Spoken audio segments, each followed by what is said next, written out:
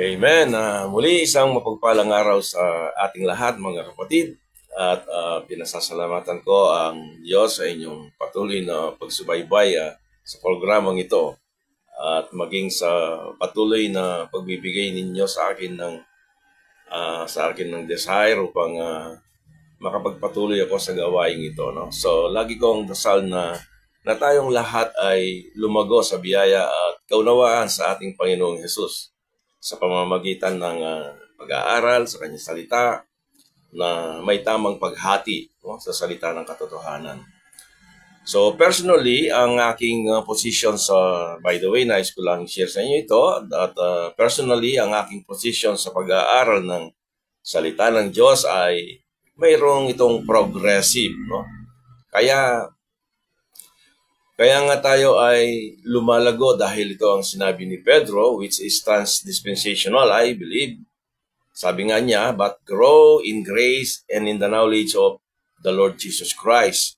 Maaring hindi natin nakikita ang isang katotohanan ngayon, no? Pero makikita natin sa mga panahong darating. No? Minsan sa ating pagbabasa sa salita ng Diyos, hindi natin napapansin itong isang katotohanan, subalit ito ay ating nakikita sa mga ibang araw, no? So wala pang sino mang tao, no?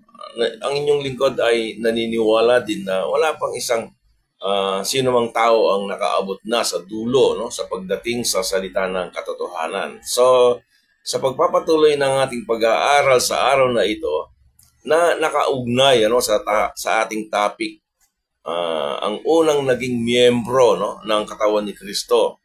So paalala lamang ito, kailangan tanggapin o ma-establish sa kaalaman ng sinuman, no, na si Pablo ang unang miyembro, no, ng body of Christ upang makasabay ka sa pag-aaral na ito. No?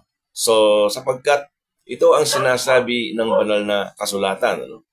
Sa Ephesians chapter 3, verses 1 to 9, so ang salita ng Diyos ang aking binabahagi sa inyo, that the dispensation of the grace of God, which is the fellowship of the mystery in the same body, no? Referring ito sa katawan ni Kristo, no? Ay unang ipinahayag kay Pablo. So ito ay mahalaga sa pag-aaral ng may tamang paghati sa salita ng Diyos, upang maiwasan ng kalituan, no? At magkahalong turo sa mga nasa ilalim ng kautusan at biyaya ng Diyos. So maraming mga mananampalataya Kristiyano na hindi sila naniniwala sa bahaging ito sa pag-aaral ng salita ng Diyos.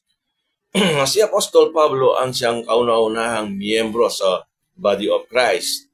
Anyway, yun ang nakikita ko sa Ephesians chapter 3, verses 1 to 9. So tayo ay huminto sa nakaraan sa Acts chapter 9, 30 And 31, no, titignan natin ang isang lugar na importante sa salita ng Diyos. So tandaan natin sa pagbukas mo sa aklat ng mga gawa, ito ay isang transition period, no? Mula sa paglilipat ng pakikitungo ng Diyos sa kingdom program under Israel, at ang pakikitungo ng Diyos sa mystery program under the body of Christ. So ito ay isang transition period, between these two entity. Subalit ito ay meron silang distinction. Ang Diyos ay nakitungo sa Israel sa pamamagitan ng kingdom program. May pangako ang Diyos sa Israel to set a kingdom here on earth. Binigyan ng Diyos ang Israel ng mga institutions, covenant, kautusan, kung paano sila mamumuhay, Subalit kanila itong tinanggihan, at ipinapatay ang ipinangakong hari, which is our Lord Jesus Christ. Nabigyan sila ng isang taong extension of mercy, which is illustrated in the parable of the fig tree. Which from the death, ito'y nagsimula dun sa kamatayan ng ating Panginoong Jesus until the death of Stephen. That is exactly 1 year, ito ay makikita ninyo sa Acts chapter 7. Then finally, rejected the Holy Spirit in Acts chapter 7 verse 51. So, nahulog ang bansang Israel at that point of time. Ang consequences dito, yun ang consequence sa bansang Israel, sila ay nahulog. Ang bansang Israel at ang nangyari sa kanila, na-postpone ang programang inihanda ng Diyos para sa kanila. Dito pumasok ang bagong dispensation, what we call the dispensation of the grace of God, which is the mystery of the fellowship in the same body. So, sino ba itong in the same body na ito? Alin ba itong body na tinutukoy dito? Of course, ito yung body of Christ, which is composed of believing Jews and believing Gentiles, So,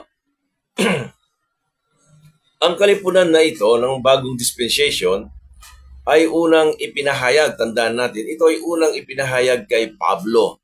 Hindi naglaon pagkatapos na siya ay maligtas.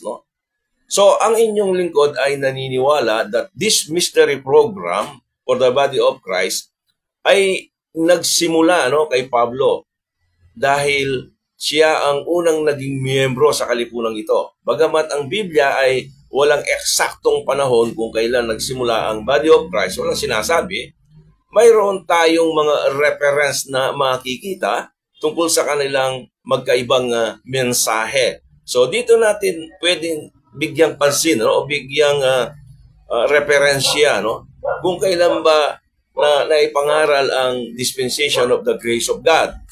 Ating itong ihahambing ang ipinangangaral ang pinapangaral na ebanghelyo ng kaligtasan sa dalawang kalipunan na ito, So muli ating balikan ang mga talatang ito, which is natalakay na natin sa nakaraan, Sa Acts chapter 9 verses 30 to 31, aking babasahin sa aking Biblia, verse 30 o sa aking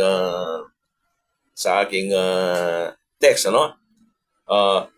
verse 30, which when the brethren knew, they brought him down to Caesarea, and sent him forth to Tarsus.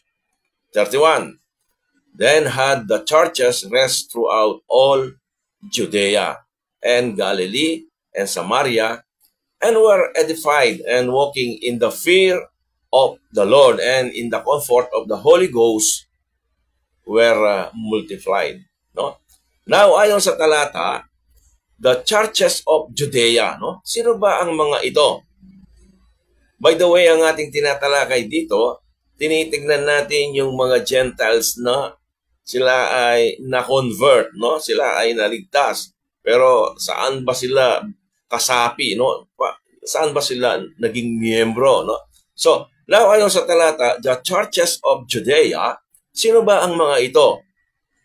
The churches of Judea, Naalala ninyo na nang si Pedro ay nangaral sa Pentecost in Acts chapter 2 verses 8 to 9. Titignan natin ulit in verse 8, and how hear we every man in our own tongue, no? Ito yung dumating ang Santong Espiritu, no?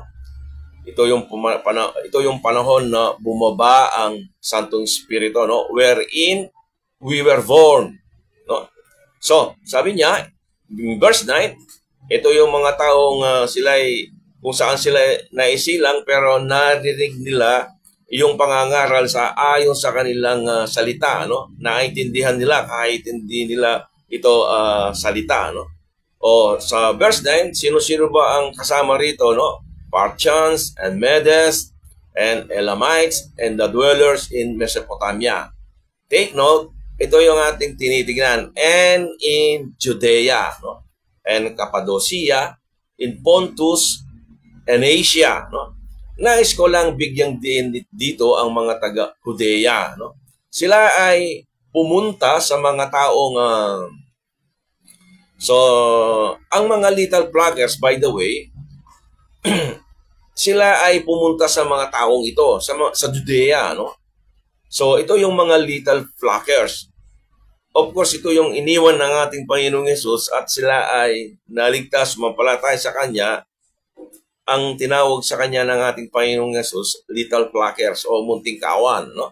So ano ba ang importanteng bagay na makikita natin sa Judea? Bakit ating bibigyan ng diin o bibigyan ng pansin, ano? Notice in verse 14, but Peter is standing up with the 11, lifted up his voice and said unto them, Ye men of Judea, sabi niya rito, and all ye that dwell at Jerusalem, be this known unto you, and hearken to my words. Nais ko lang makita ninyo ang tungkol sa pagkabanggit sa mga taga-Judea rito, no? Na pinuntahan ng mga mananampalataya noon. Ito nga yung mga little flockers. Sila ay pumunta sa Judea, no? Na ang sabi ito, ang mga mananampalataya noon na naging bahagi ng mga little flockers. Ito yun, ano? Believing small group in Israel. So, in verse 37, now when they heard this, they were pricked in their heart, ano? And said unto Peter, no? Ito, patuloy na nangangaral si Pedro dito in Acts chapter 2, and to the rest of the apostles, men and brethren, what shall we do? Sumagot sila, so sumagot si Pedro, sinabi ni Peter, repent and be baptized. Ito, ang baptism dito, which is in water, no? Take note, ang pangangaral ni Pedro dito ay nasa ilalim ng programa para sa Israel. Tandaan natin, nang si Pablo ay sumulat sa Ephesians chapter 4, verse 5, no? May binanggit siyang one Lord. Ito, ilang beses ko nung inulit ito, no? One faith, one baptism, no? Pero ito ay magkaiba, no? Sa pangangaral,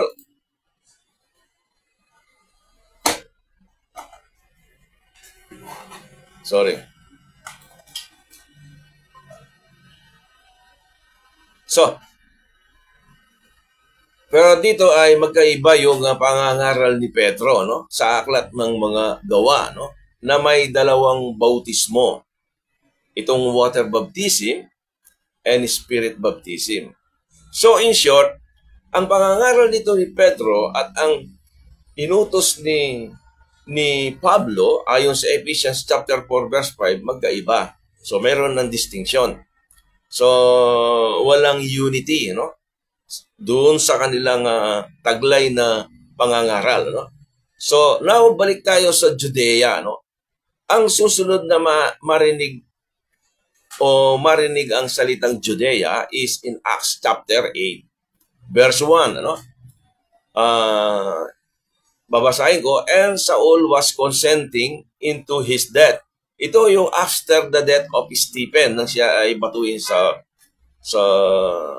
pangangaral niya, no?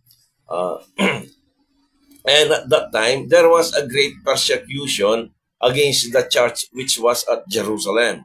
Ito yung Acts chapter 8. Patuloy yung kanyang pag-uusig ni Apostol Pablo, no?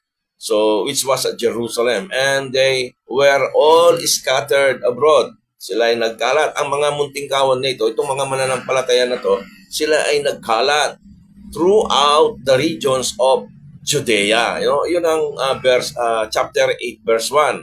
Throughout the regions of Judea and Samaria, except the apostles, no? So ano ang pangyayari sa talatang ito?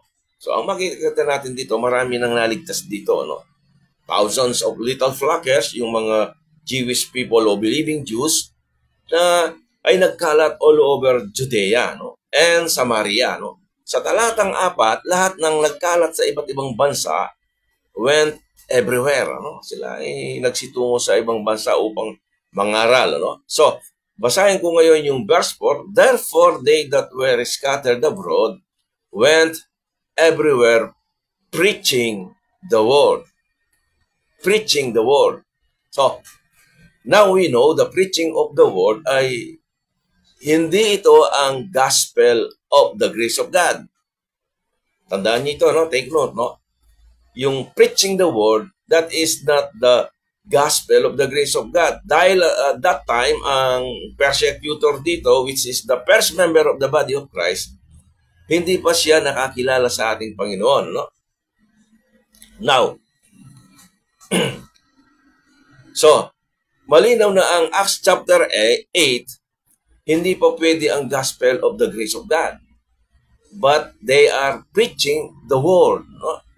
That is the word of the Lord, no? Iyon ang kanilang ipinipreach. The word of the Lord, no? Kanino sila nangaral sa Acts chapter 11, verse 19? Tignan natin, no? Verse 19. Chapter 11. Now they which were scattered abroad. Sino itong mga scattered abroad? Ito yung mga little flockers in Acts chapter 8. So in verse 11, or in chapter 11, verse 19, now they were which were scattered abroad upon the persecution that arose about Stephen traveled as far as Venice, no? And Cyprus and Antioch, preaching the word. Kanino? Kanino nila ipinipreach? To none but unto the Jews only. So, mayroon silang outstanding instruction from the Lord Jesus Christ, no? Nung siya ay nung buhay pa siya sa kanyang earthly ministry, na huwag silang inutos ng kanyang mga 12 disciples na huwag silang pumunta sa mga Gentiles, no? Sa mga Hentil, no? Kundi sa mga nawawalang tupa ng Israel.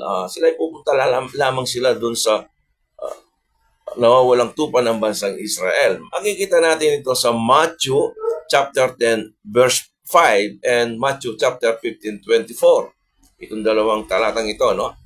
So in Acts chapter 11 verse 19, uulitin ko, now they which were scattered abroad upon the persecution that arose about Stephen traveled as far as Venice and Cyprus, no? And Antioch, preaching the word.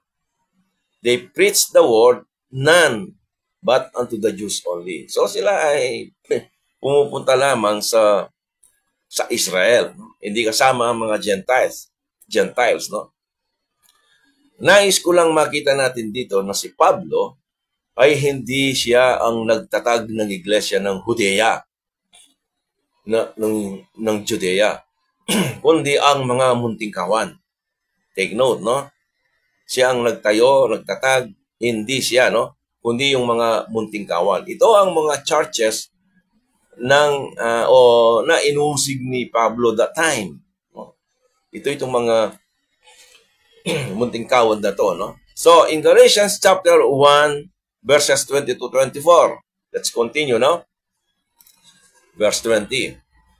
Now the things which I write unto you, behold, before God, I lie not. Sabi ni Pablo, ang nagsasalita rito, no? Sa sulat na ito.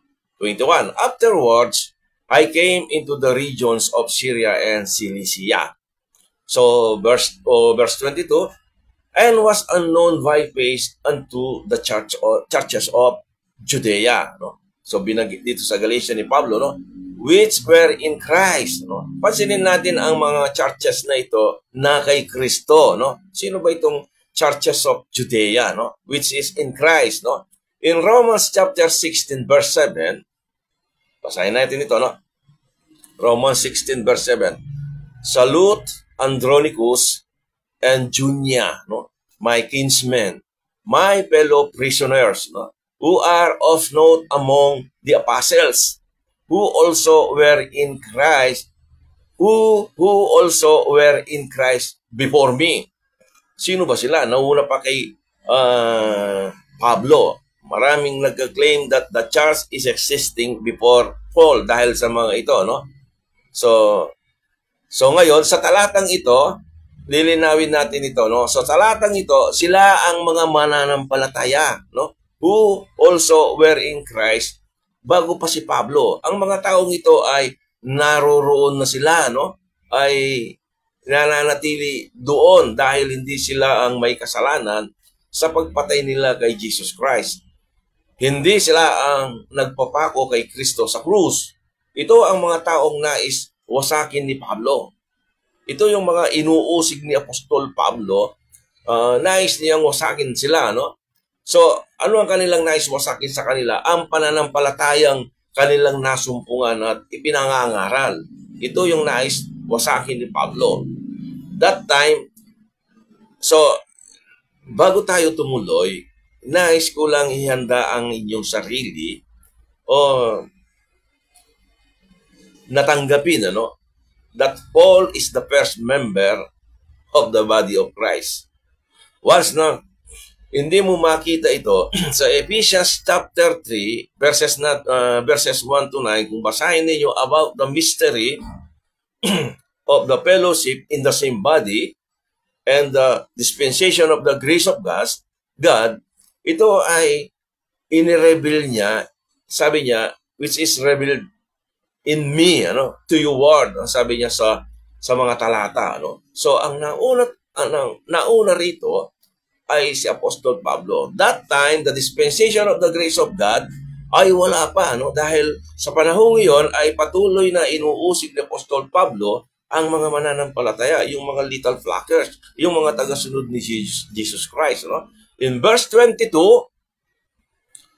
and was unknown by face unto the churches of Judea, no, which were in Christ. So ang ating binabasa rito yung yung Acts, no? O yung Galatians chapter 1, no? So nasa verse 22 tayo, no? And was unknown by face unto the churches of Judea which were in Christ. In verse 23, but they had heard only that he which persecuted us in time past, sabi niya, now, sabi niya, no? In time past, ulitin ko, no? But they had heard only that he which persecuted us in time past. Sinong nagpe-persecute dito? Si Pablo. Now, sabi niya, now, nang sabihin ni Pablo dito, ngayon, ito ang pangyayari sa Acts chapter 15. Ang pangyayaring ito ay nasa Acts chapter 15. You can read chapter 15 in the book of Acts, no? Preached the faith which once he destroyed. So nagtataka marahil itong mga mananampalataya na si Pablo in time past, no? Pine-persecute sila, no? In time past. But now, sabi niya, preached the faith which once he destroyed. Nais nang sirahan ito, no? Pag pinagpapapatay sila, no? In verse 24, and they glorified God in me. Kay Pablo, nang nakita ng mga mananampalataya, little flock, sila'y nagalak dahil itong taong nais sumira sa kanila, ipinangangaral nila ngayon ang kanilang pananampalatayang natagpuan, ano? They preaching the word, no? So, hindi yung gospel of the grace of God ang kanilang ipinapangaral itong munting kawan na to, no? Ngayon, si Pablo ay kanila nang ipinangangaral ito, kaya sila nagalak. And they glorified God, in verse 24, in me, sabi niya, ng mga munting kawan, no? Ano ang ginagawa ni Pablo, no, sa Galatians chapter 1 na nakaugnay sa Acts chapter 15 at malawak na kapaligiran ng Acts, no? Acts 14, 15, 16, and 17. Ito yung mga pangyayari na transition period sa pangangaral ng mga munting kawan maging si Apostol Pablo, no? So sa talatang 23 ngayon ay nangangaral sa pananampalatayang nais niyang wasakin. Si Pablo ito, no? Ano ba ang ebanghelyo na nais wasakin ni Pablo?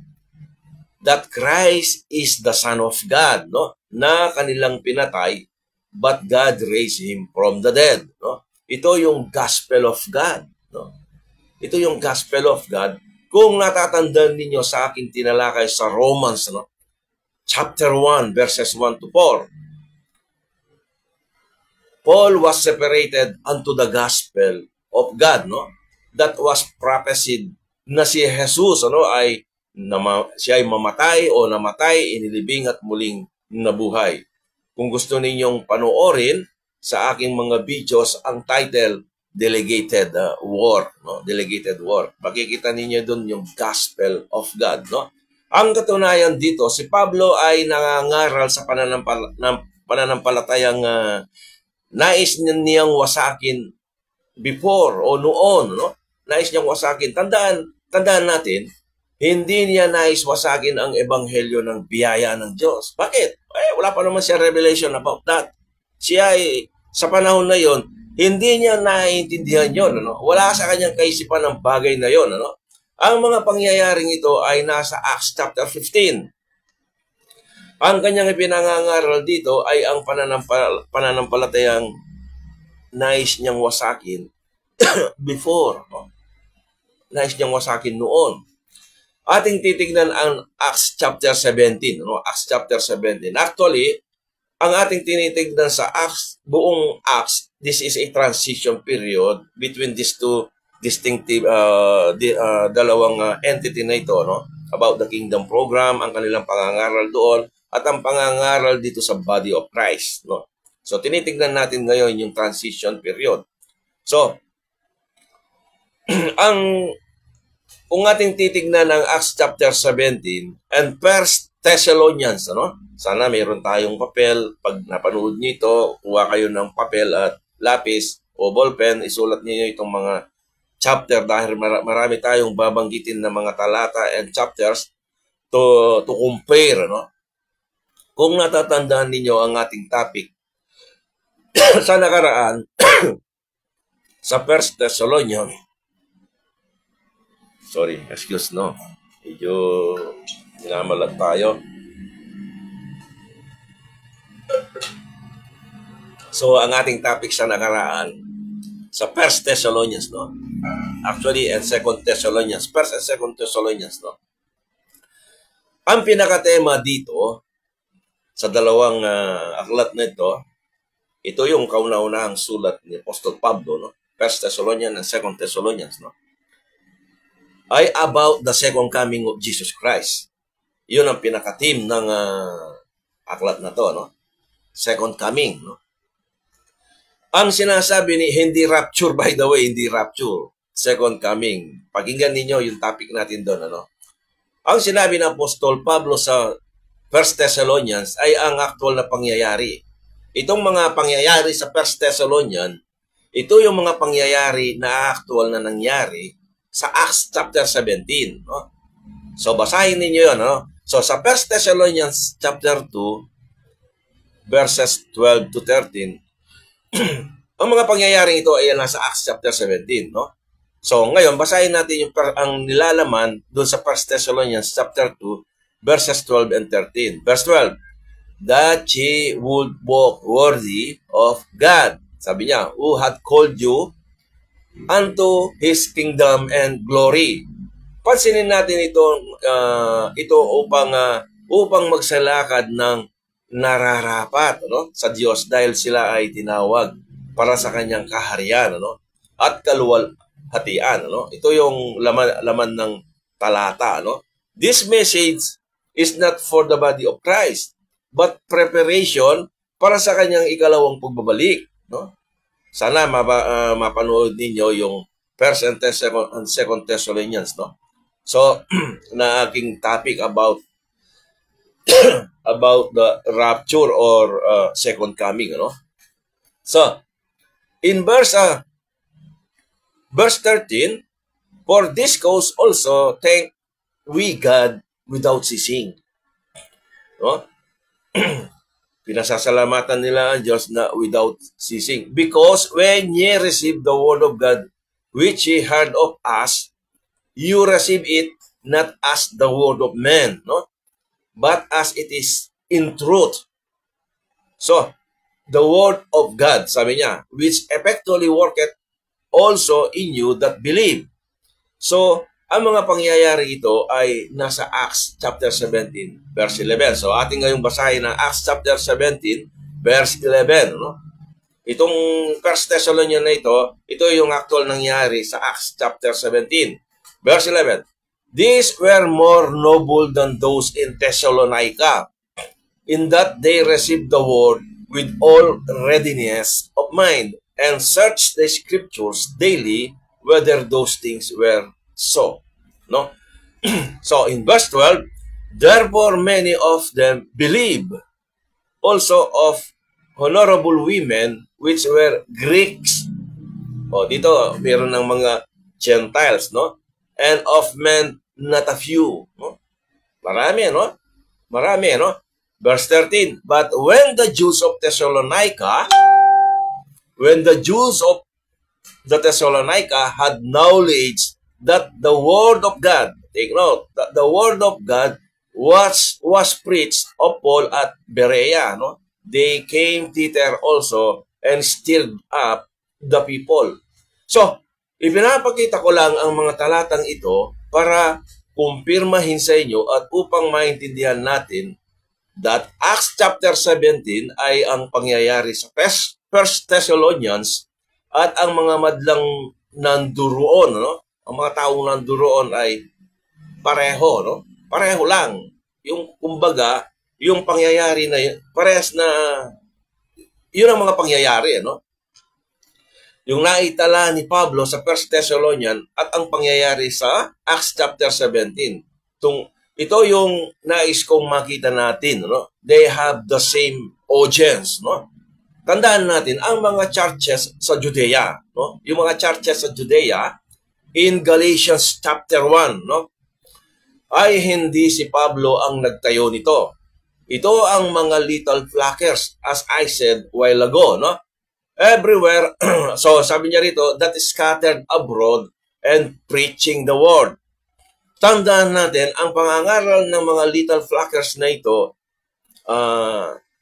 hindi yun ang pangangaral ni Pablo dun sa body of Christ, no? Ito yung pangangaral nila ng mga little flockers, ano? And preaching the words everywhere, but to the Jews only. Sila in Acts chapter 19 verse 11, ano? Tama ba?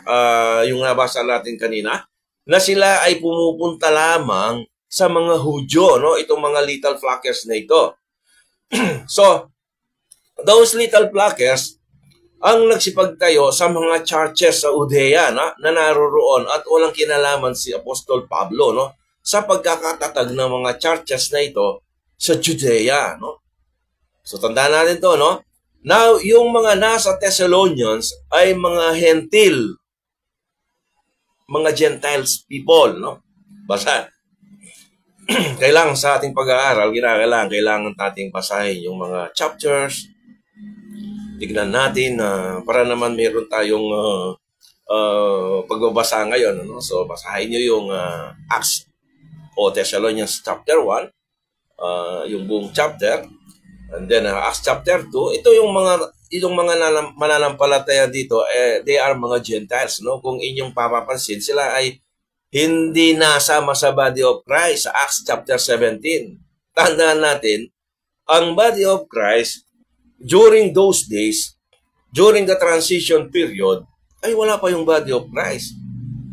Basahin niyo pakinggan ninyo lahat itong ating mga messages at tingnan ninyo, no? Suriin ninyo, no? Ngayon, pansinin natin ang 1 Thessalonians chapter 2, verses 14 to 16. Chapter 2, verses 14 to 16. Verse 14. For ye, brethren, became followers of the churches of God. No? Became followers of the churches of God. Ito yung 1 Thessalonians, no? Chapter 2, verses 14 to 16. Which in Judea, no? Which in Judea are in Christ Jesus. Ang mga taong ito ay idinagdag sa mga churches of God. And these churches of God ay ang mga inuusig ni Pablo bago niya na-encounter si Jesus, no? Sa daan ng Damasco. Paul is persecuting these churches o the church of God. Ito yung mga hentil na pinag-uusig din ni Pablo na nasama sa churches of God. That's not the body of Christ. By the way, guys, kung pansinin niyo, that the body of Christ, it was revealed. It is a mystery in in Ephesians chapter 3, verses 1 to 9, that this mystery of fellowship in the same body, which is the church of God, first revealed to Apostle Paul. So that time, si Apostle Pablo, hindi pa siya nakakakilala sa Panginoon, ano? At pinag-uusig niya itong churches of God. Ito yung mga Gentiles people na nakakilala, no, sa Thessalonica in Judea, no. So sa madalit salita,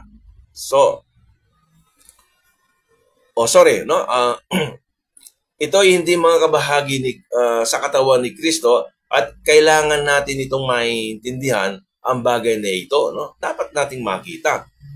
For ye also have suffered like things of your own countrymen. Ang mga ito ay ang mga Gentiles people. Yung sinasabi niya, for ye also have suffered like things of your own countrymen. Ito yung mga Gentiles, no? For ye also have suffered like things of your own countrymen, even, sabi niya, as they have of the Jews. Katulad din ng mga Hudyo, no? Sa madalit salita, ang mga hentil din ay nagsipagbata, no, sa kanilang mga kababayan, no? They were also persecuted before, no, katulad ng mga Hudyo, no? So in verse 15, by the way, ang ating binabasa, baka malito tayo, no? Nasa Acts chapter 17 tayo, no? Nabasa na natin yung 14, 15, verse 15, who both killed the Lord Jesus, no? Itong mga Jewish people na ito, sila ang pumatay sa ating Panginoong Jesus and their own prophets, no? And have persecuted us. And they pleased not God and are contrary to all men. Ito ang ginagawa ng mga Hudyo, no? 16, forbidding us to speak to the Gentiles, no? In those days, no? That they might be saved, to fill up their sins always. For the wrath, ito yung wrath na, that's the time when Israel fell, no? Nung sila ay nahulog, no? Nung pinatay si Esteban, no? Is come upon them to the outermost, no? Ang tanong dito ay kung paano naligtas ang mga hentil. No? Paano naligtas ang mga hentil in Acts chapter 17, no? Sa mga talatang ito ba ay sa pamamagitan ng by the gospel of the grace of God? Definitely hindi, no? Kung sila ay naging tagasunod sa mga churches of God, no? Nasa Judea. So dito, nagkaroon ng pagkakaiba. Tandaan natin, iba yung pangangaral sa Church of God at saka yung pangangaral dun sa body of Christ. Alam naman natin dito, no? For by grace are you saved through faith. And that is not of yourself, no? It is the gift of God. Lest any man should boast. Tayo ang pinangangaral natin, we are complete in Christ. We are not under the law, but we are under grace. But sa mga ito, they preaching the word of the Lord, no? Iba yon, the word of the Lord. So meron dun akong preaching kay Cornelius in Acts chapter 10, no? So, when Paul uses the word churches of God, siya ay nangungusap tungkol sa mga iglesia, no? Churches, na kanyang inuusig, no? Sa kanyang mga inuusig. Pag sinabi niyang churches of God, ito ay kanyang mga inuusig. At hindi sila ang body of Christ. Subalit sa panahon natin, no? Marami ang hindi naniniwala dito. Bakit? Dahil hindi sila naniniwala sa nakasulat sa pahina ng kanilang banal na kasulatan, no? Tandaan natin sa Acts chapter 10, ito, no? Sa bahay ni Cornelius, no? Pakinggan ninyo yung ating tema, no? O ang ating paksa doon sa kay Cornelius. Acts chapter 10. Is Cornelius is member of the body of Christ? Iyon ang pamagat, no? Siya ba ay miyembro ng body of Christ? At ano ang kanyang narinig na ebanghelyo, no? Ito ba ang ebanghelyo kanyang narinig ay yung pangangaral ni Pablo at ipinangangaral sa panahon natin ngayon? Yun ba ang kanyang narinig? So, tandaan natin, ang pangangaral natin ngayon at ang pangangaral ni Apostol Pablo in the body of Christ, hindi ito ipinangangaral sa mga churches of God during those days. Ang kanilang ipinangangaral, it is preaching the word of the Lord, no? Iba yung nilalaman niyon, no? So, ang mga hentil doon in Acts chapter 10, maging ang sambahayan ni Cornelius, sila ay nasama, no, sa mga little flockers. Sa mga little flockers. Dahil ang pangangaral na kanilang tinanggap is not about the gospel in the dispensation of the grace of God, no? So, sila ay naidagdag sa mga little flock, no? Sa mga munting kawan, no? Ang little flock minsan lang nabanggit sa banal na kasulatan, no? Yung word na little flock. Ito yung kinakausap ni Jesus Christ, ipinangako sa kanya na ibibigay sa kanila yung kaharian, no? So sa mga little flock, no, mayroon na tayong message tungkol dito, no, sa mga taong ito kung bakit sa mga little flocks sila naging miyembro. So yun nga binabanggit ko sa inyo, yung message about Cornelio, no? Hindi sila naidagdag sa body of Christ, no? So sa madalit salita, sila ay naging miyembro o nasama sa mga little flockers dahil iba ang narinig nilang ebanghelyo, no? At hindi ang ebanghelyong o yung ebanghelyo ng biyaya ng Diyos, the gospel of the grace of God. Hindi ang kanilang narinig yun, ano? Ang ipinangaral ni Pedro sa Acts chapter 10 ay hindi ang gospel of the grace of God, no? Period. Yun lang, no? Aralin ninyo, tignan ninyo, basahin nyo mabuti ang Acts chapter 10 kung makikita ninyo ang pangangaral ni Pedro kay Cornelio and his household at ang kanyang mga katulong na mga Gentiles people there, kung maririnig ninyo yung gospel of the grace of God. Wala, no? Wala. Pakinggan na lang ninyo, I encourage you, no? Ngayon, dadako tayo sa Acts chapter 13, no? Si Saul na tinawag ding Pablo. Na tinawag na Pablo. Ibinigay niya ang kanyang unang mensahe, no? In Acts chapter 13, no? Sa kanyang sermon, sinabi niya ang kasaysayan ng Israel. No? Sinabi niya yung kwento about Israel. In Acts chapter 13, verses 44 and 45. 44, and the next Sabbath day came almost the whole city together to hear the word of God. 45. But when the Jews saw the multitudes, no, they were filled with envy. So, nainggit sila, no? Dahil they followed by multitude, no? Yung pangangaral nila, no? And spake against those things which were spoken by Paul, contradicting and blaspheming. So, then Paul and Barnabas, no, waxed bold, no? Lalo silang naging matapang sa kanilang pangangaral, si Pablo at Barnabas, no? And said, it was necessary the word of God should first, no, have been spoken to you. Kanino? To the Jew first. Sabi niya sa Romans chapter 1. No? Sabi niya doon sa to the Jew first and also to the Greek, no? So, but seeing ye put it from you and judge yourselves unworthy, no, of everlasting life. No, we turn to the Gentiles, no? Sila ay bumaling sa mga hentil. Verse 47, for so hath the Lord commanded us, saying, I have set thee to be a light of the Gentiles. Ito si Pablo, no? That thou shouldest be for salvation unto the ends of the earth. Ito ipag-uusapan natin, no? Ang mga Gentiles mamaya. Subalit sa talatang 48, makikita natin dito, and when the Gentiles heard this, narinig ng mga hentil, they were glad, no? And glorified the word of the Lord. Ano yung kanilang ikinagalak? And they glorified. Pinuri nila Diyos, the word of the Lord, no? And as many as were ordained to eternal life, no? As many as were ordained to eternal life believe. Tandaan natin, kapag ba nakita ninyo ang the word of the Lord, take note, is talking about the gospel of the grace of God. Kapag narinig niyo yung and the word of the Lord, tandaan niyo, in the Old Testament time, until sa pangangaral nila rito, makikita ninyo, and the word of the Lord, no?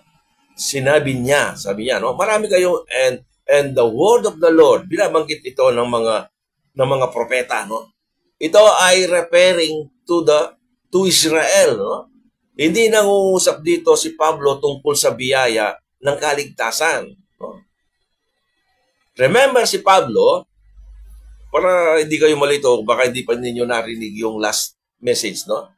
Si Pablo, he became first member o siya ay naligtas dahil sa pangangaral ng mga little flockers. Itong little flockers na ito yung mga churches of God, no? Ang kanilang pangangaral is the word of the Lord. Ang revelation ng ebanghelyo ng kaligtasan na yung tinanggap ngayon, tinanggap ko, and kung kailan nagsimula ang dispensation of the grace of God, during those days ay hindi pa in-reveal ng ating Panginoong Yesus. Tandaan natin, ang revelation na tinanggap ni Pablo sa ating Panginoong Yesus, it is a progressive, no? It is a progressive revelation, no? Hindi naman one time, no? So, tandaan natin, hindi nangusap dito si Pablo tungkol sa biyaya ng kaligtasan, no? About the death, burial, and resurrection of Jesus Christ, no? For the forgiveness of your sins. Hindi yun ang pangangaral ni Pablo. That time, no? During that transition period, no? So, hindi yung trust. Paniwalaan mo ito and you receive eternal life, no? Diba? Ngayon, if we will trust, 1 Corinthians chapter 15, verses 1 to 4, if you trust in the gospel of death, burial, and resurrection of our Lord Jesus Christ, you will be saved. Hindi yun ang pangangaral ni Pablo that time. Tandaan lang nito, no? Maging honest lang tayo sa ating pagbabasa, pagbubukas sa inyong mga Biblia at tingnan natin kung ano ang what saith the scripture, no? Hindi yung, siyempre, hindi yung sinasabi ng sino mang tao, no? Even me, sinasabi ko sa inyo, tingnan niyo yung reference natin. Kaya nga nais ko na i-encourage lagi na tayong lahat na nag-aaral sa salita ng Diyos, hindi man lang sa atin, kundi sa iba, no? Take a note, no? Kuha kayo ng lapis o ballpen para isulat niyo kasi malilimutan natin, no? Pwede niyong balikan, pero mas madali kung meron tayong isinusulat, ano, sa ating mga sa ating mga papel, ano. Take note, wala kahit isa sa tandaan natin, hindi ito yung mensahe na the word of the Lord, no? Na sa body of Christ, no? Take note, wala kahit isa na miyembro, no? Wala kahit isang miyembro sa body of Christ ordained unto eternal life, no? Kapag sinabi nating ordained, nabasa niyo kanina yung ordained unto eternal life. Basahin na lang ninyo kanina, no? So, kapag sinabi nating ordained, ito ay nakaplano na, no? Nakaplano na. Our membership in the body of Christ was not prearranged, no? 49, verse 49, and the word of the Lord was published throughout all the region, no? Again, hindi tayo prearranged, no? Hindi tayo prearranged or ordained. Ang salitang ito ay hindi nauukol sa body of Christ. Ang mga hentil na ito ay naidagdag sa ibang kalipunan, no? Entity, no? Sa mga little placards or the election of grace. Ang salitang ito ay ginamit sa Romans chapter 11, by the way, no? Which is happen, no? In Acts chapter 20. Yung Romans chapter 11, makikita nito, ito yung mga pangyayari naman sa Acts chapter 20. As many as were ordained, sabi niya, ang sinabi ni Pablo dito ay may connection sa sinabi ni Jesus. Natatandaan ninyo ba sa Matthew chapter 20 verse 28? Even as the Son of Man came not to be ministered unto, but to minister and to give his life a ransom for many, no? For many, a ransom for many. So in future, we will discuss ransom for many. At si Pablo naman, sinabi niya, ransom for all, no? Ransom for all. May malaking pagkakaiba yun, no? Sabi ni Jesus, for the Son of Man came not to be ministered unto, but to minister and to give his life a ransom for some, no? A ransom for many. And as many as were ordained to eternal life, believe. And the word of the Lord was published throughout all the region. No? This is in Acts chapter 13. No? Now, in Acts chapter 14, verse 27, no? And when they were come and had gathered the church together, no? They rehearsed all that God had done with them, and how he had opened the door of faith unto the Gentiles. Unto the Gentiles. Hindi ko alam, ano? Hindi ko alam kung itong napansin, no? Kung ito yung napapansin ninyo, no? O marahil, no? Kapag nakakarinig tayo ng nangangaral in the book of Acts, take note, no? Madalas, ano? Kapag nakita natin ang salitang hentil, no? Gentiles, isinusuperimpose nila o ipinapatong kagad ang the body of Christ over the word Gentiles, no? Nandyan niya yung body of Christ dahil nandyan niya yung Gentiles. Ang bagay na ito ay hindi ko nakikita, no? Ng ganito, no? Hindi ko nakikita dito sa ating mga binabasa in the book of Acts, no? The Gentiles in the book of Acts ay hindi or pwedeng ibilang as the body of Christ. O dito baka marami na namang anyway, thank you sa mga tanong, no? Dahil dito nakikita ko at nagsisikap din ako na mag-aral. But anyway, hindi ko nakikita that the Gentiles in the book of Acts included in the body of Christ. Hindi ko nakikita ng ganon. They were included to the little placards or to the churches of God like in Judea, no? They were included there, no? Yung churches of God. Nakita natin that the Thessalonians became the followers of the churches of God which are in Judea. Iyon ang nasa Acts chapter 17. No? Yun ang nasa Acts chapter 17. Sa totoo lang, napakaraming bagay na dapat nating tuklasin, no? When it comes to the book of Acts.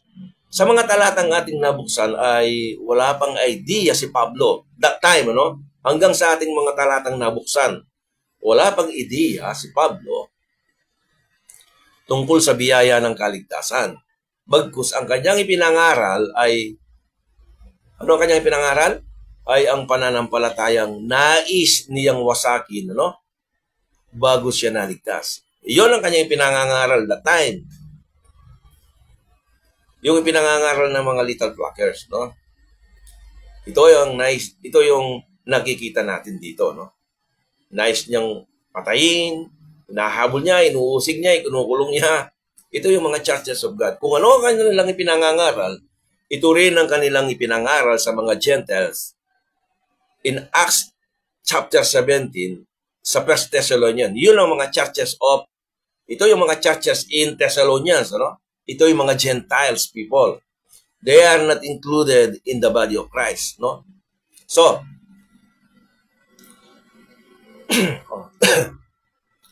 so ito rin ang kanyang ipinangaral sa next chapter of Acts chapter 15, no?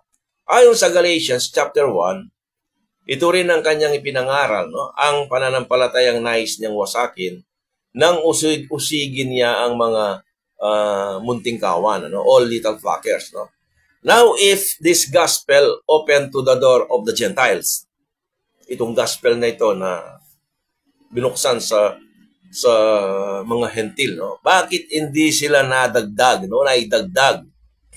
sa body of Christ? Meron ba kayong napansin o meron ba kayong nakita that they were included in the body of Christ?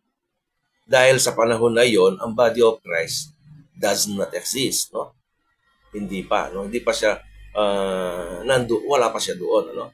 Dito nagkakaroon ng mga pagtatalo, no? Kung saan nasama ang mga believing Gentiles, no? Sa mga panahon na yon, no? Tandaan natin, ang mga hentil na sumasampalataya dito ay hindi napabilang, ano, sa body of Christ.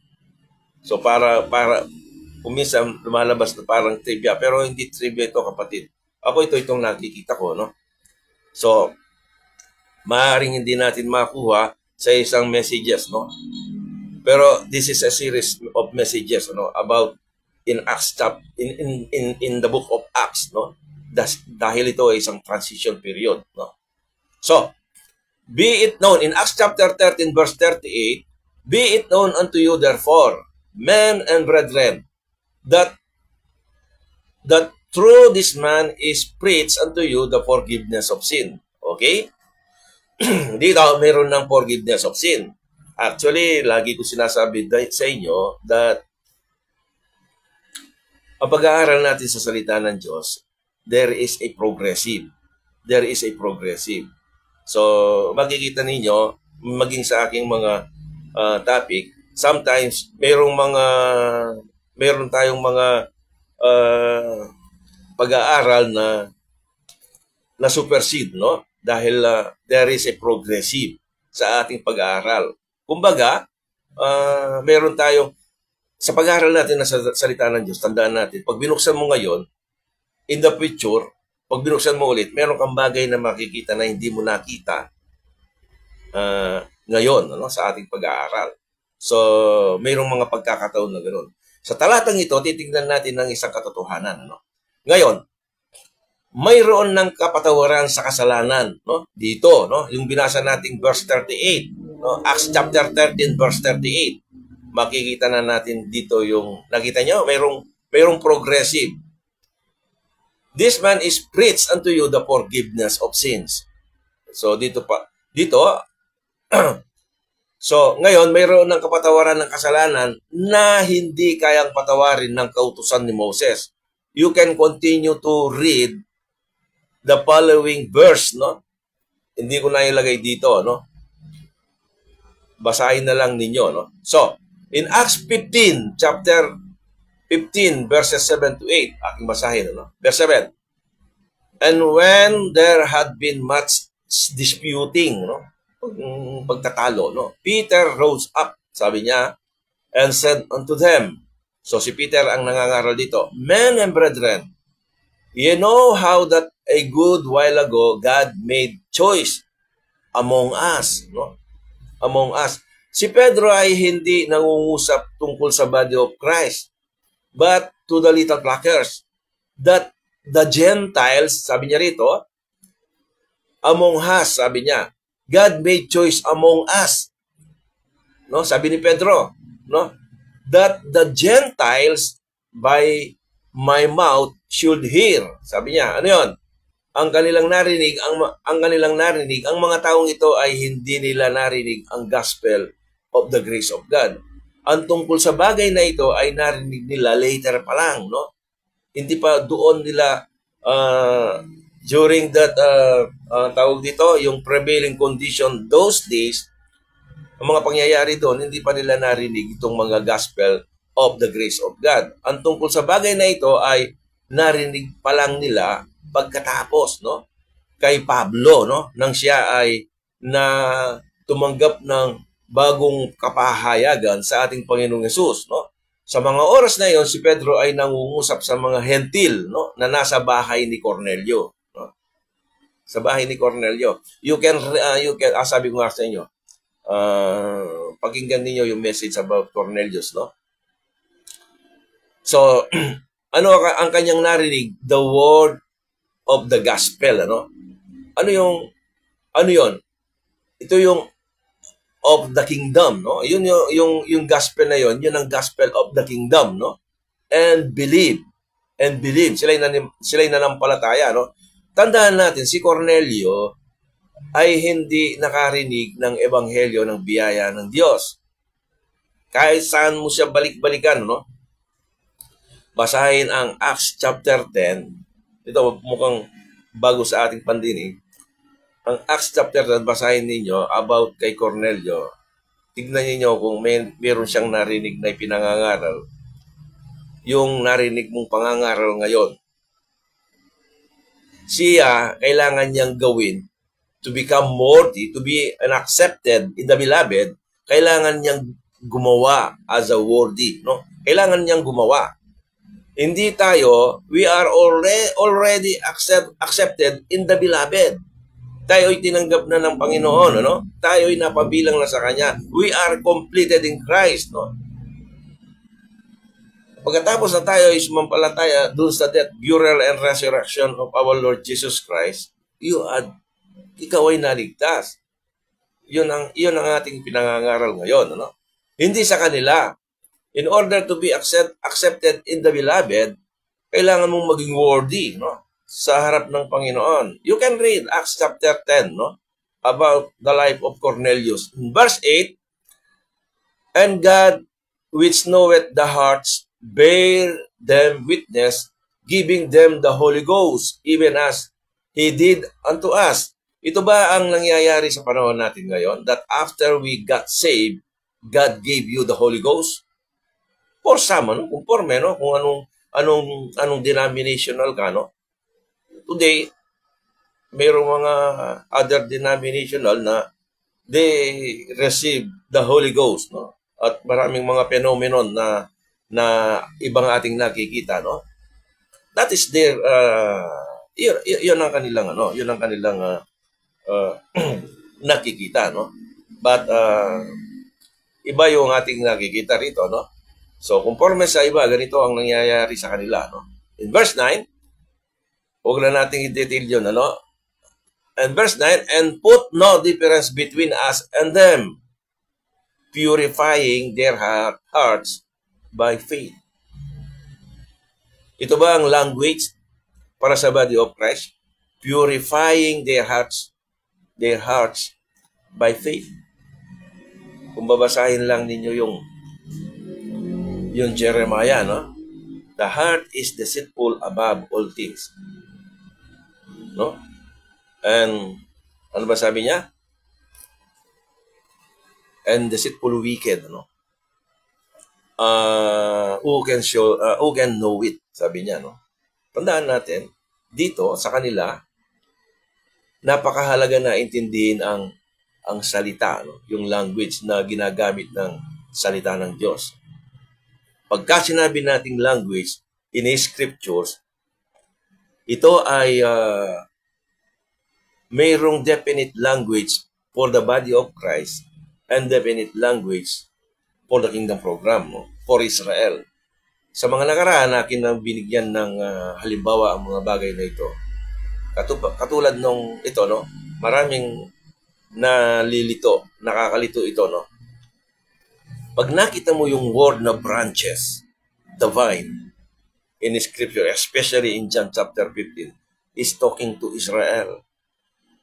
Yung branches na naputol in Acts chapter 11, referring to Israel. No? hindi sa body of Christ. No? Kapag hindi natin nakikita na ito, iligtas ka ngayon, bukas hindi ka ligtas, no? Papalik-balik. Ligtas ka na naman ngayon, bukas hindi ka ligtas. Kasi merong mga language na hindi naman para sa atin, ano? Halimbawa, no? Whosoever not written in the book of life shall cast out in the lake of fire. One thing that the book of life is not for the body of Christ, no? Ito ay sa bansang Israel. Tingnan ninyo yung who is written in the book of life. What is written in the book of life? Tingnan ninyo yung tingnan natin yung ating message sa nakaraan, no? Huwag ko nang i-detail dahil uubos tayo ng oras, no? In Acts chapter 15 verse 22. By the way, para makakuha kayo ng may challenge kayo doon, kasi kung ang pangalan mo ay nakasulat sa aklat ng buhay, mayroong chance na mabubura 'yon.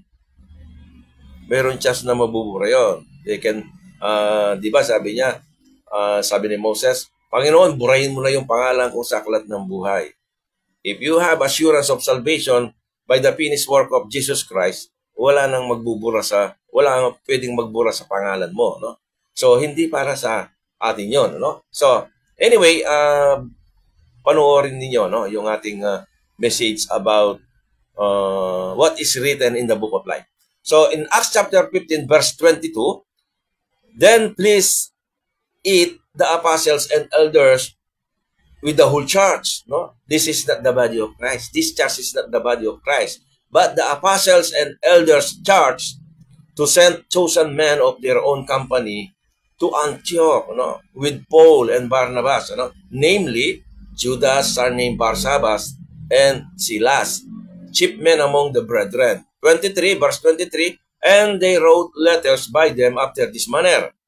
The apostles and elders and brethren send greeting unto the brethren which are of the Gentiles in Antioch, and Syria, and Cilicia.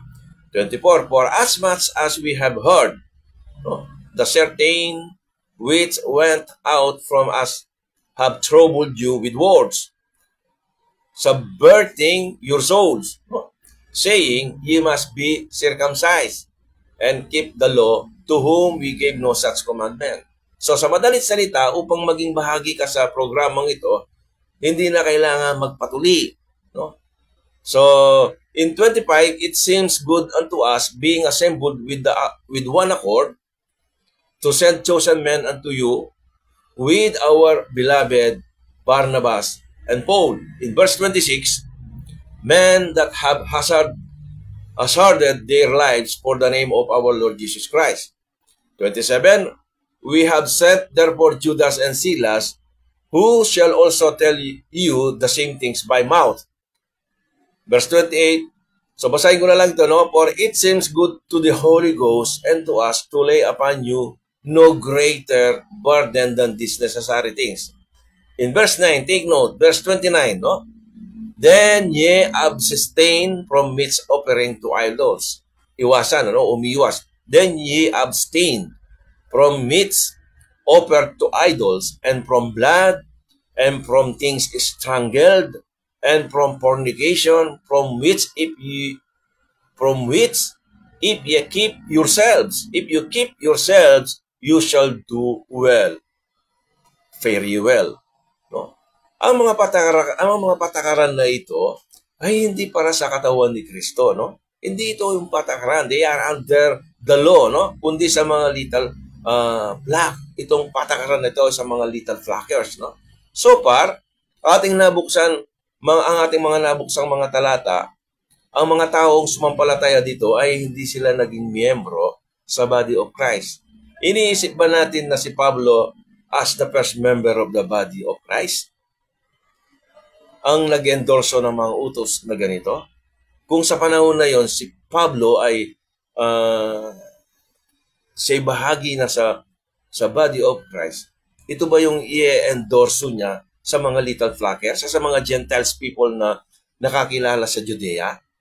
In Acts chapter 16, verse 30 to 31, verse 30, and brought them out and said, Sirs, si Pablo ito, what must I do to be saved? Verse 31, and they said, believe on the Lord Jesus Christ, and thou shalt be saved in thy house. At sa talatang 32, ito, take note, ano? Pinangaral ni Pablo sa kanya ito. Ano ang kanyang ipinangaral? Tingnan natin, ano? In verse 32. Ito yung ipinangaral ni Pablo. And they spake unto him. Si Pablo ang nangusap sa warden, ano? Warden, yung jailor, no? The word of the Lord. See? The word of the Lord. Ano yung word of the Lord? Ipinangaral ba niya yung dispensation of the grace of God? Na siya'y maliligtas ayon sa biyaya ng Diyos, and to all that were in His house. Kapag nakita mo ang the word of the Lord is not the gospel of the grace of God. Bago tayo magtapos, nais kong ipaalala, no? So, nais ko lang patapos na tayo, no?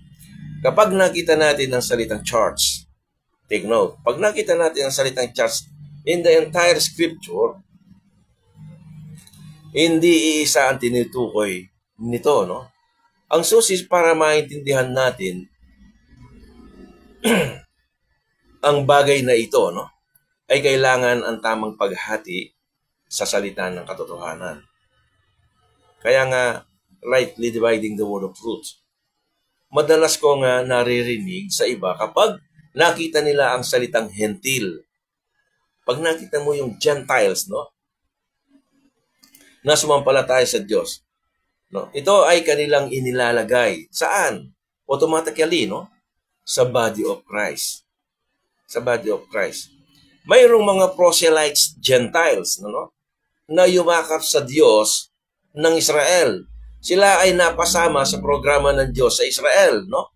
Tandaan natin, ang ebanghelyo para sa kingdom program, which is referring to Israel, no, ay hindi pareho sa ebanghelyo, no, para sa body of Christ.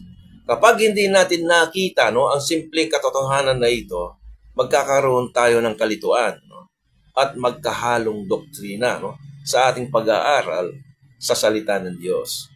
Yun ang ating nakikita sa ngayon, no. So, sana mag-continue tayo sa ating mga series of preachings, no, sa pag-aaral natin sa salita ng Diyos dahil may kaugnayan ito sa entire book of Acts kung paano naligtas yung mga Gentiles people. At ang hinahanap natin actually, third message na ito, kung sino ba, si Pablo, siya ang unang miyembro ng body of Christ, at ang sa nakaraan, ang ating natalakay ay referring dito rin sa ating katuglong ng topic na ito, na hinahanap natin, kailan ba nagsimula ang body of Christ?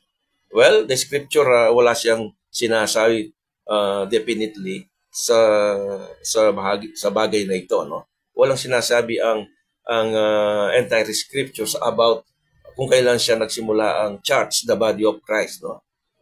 Pero makikita natin dahil si Pablo ang kauna-unahang miyembro ng body of Christ, makikita natin kung kailan niya ipinangaral, no, ang ebanghelyong para sa body of Christ. Yung para sa body of Christ. Kung ano yung tinatanggap mong ebanghelyo sa panahon natin, no? So, sana kapatid, ipagpapatuloy natin ang ating topic na ito sa susunod na araw, no? I hope magkikita tayo muli. Anyway, kung di man tayo magkikita, you can watch, no? Dahil nandiyan naman sa ating timeline, no? Nasa aking timeline yung lahat ng mga messages, no?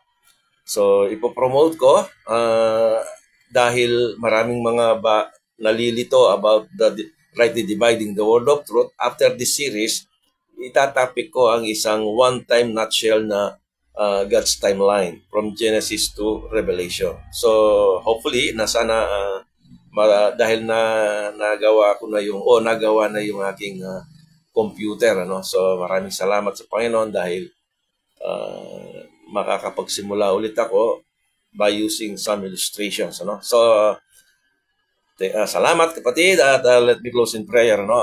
Lord, maraming pong salamat sa pagkakataong ito sa iyong ibinigay na paksa sa aming pag-aaral sa inyong mga salita.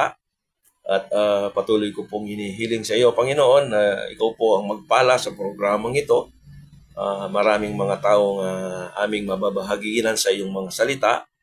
Ang iyong salita ang tanging aming nais na ibahagi, Panginoon. At maraming salamat po sa aking mga kapatid na nakasama ko sa oras na ito. Ako ay nagagalak dahil sa kanila, sa kanilang magtiyagang pakikinig. At alam ko na ikaw po ang patuloy na magpala sa mga kapatid na ito. At Panginoon, dalangin ko rin po na ikaw ang patuloy na magbigay ng desire sa aming puso na patuloy naming saliksikin ang inyong mga salita. Marami pong salamat sa kaligtasan na inyong ipinagkaloob sa amin na ikaw ay namatay at inilibing, subalit ikaw ay muling nabuhay. At ito po ang aming pag-asa bilang isang mananampalataya sa panahon na ito. At marami pong salamat. At ito po ang aking inihiling na may pagpupuri sa pangalan ng aming Panginoong Yesus. Amen. So maraming salamat at si Sister Charlene, thank you sis. Sana makasama ka namin lagi si Brother Enric. Thank you bro. At ganun din si Sister Mylene. At saka si Darangay, no? At thank you Darot at kaya bida ka gining medyo makabang message, no? Pero thank you kay Kadar at sana kaya bira kang pasibayo makanyan mo rin in kakutol iniknok. Thank you bro at to God be the glory, no? Hanggang sa muli, maraming salamat sa inyo lahat.